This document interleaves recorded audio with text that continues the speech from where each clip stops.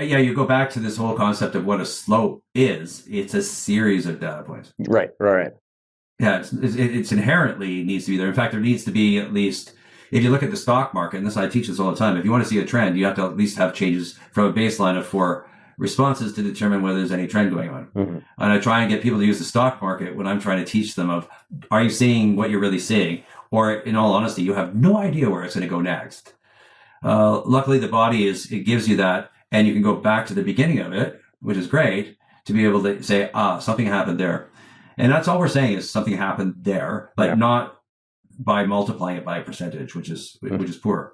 And I'm with you. There's tons of people that you have great conversations. You go, well, how come I can run an hour in zone 4? And you're going, well, either your zone's wrong, or you have adapted your systems to such a degree that you can actually tolerate that, right? Yeah, and there are some people that have. It's pretty impressive, but Yeah, and if you're doing zone 5 work and you can do it longer than 30 to 90 seconds, you haven't found zone 5. It's nice and simple. Yeah. You go back to its true roots. We need to be able to identify zones. We need to know how you perform in each of the zones. We need to be able to identify limitations, and we need to give you the appropriate exercise prescription that will change your physiology to make you better. Mm-hmm. But sometimes the data is off the test. It's to the right. Mm-hmm. And you can look at those people and go, you know what? That was your max effort that day, but you have a lot more in your tank. And they just look at you going, oh, no, that was the hardest I could work. And I'm going, nah. Yeah. And you can tell. And that's the joy of having, there's no other metric than metabolic analysis with O2 and CO2 that could possibly provide you that.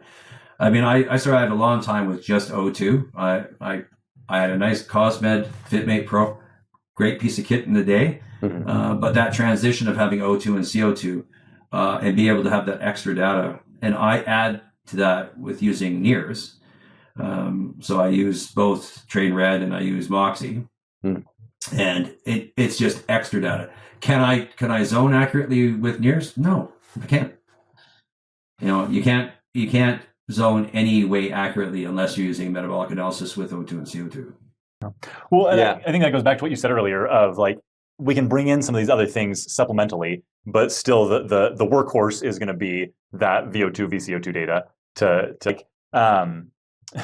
they even have these on radios anymore? Like it's like you can do the big switches through, and then there's like the fine tuning knob. And I think just those things can give you some of the fine tuning, but without being able to say like, these are the major events that are occurring, then it's just, you're only getting part of the story.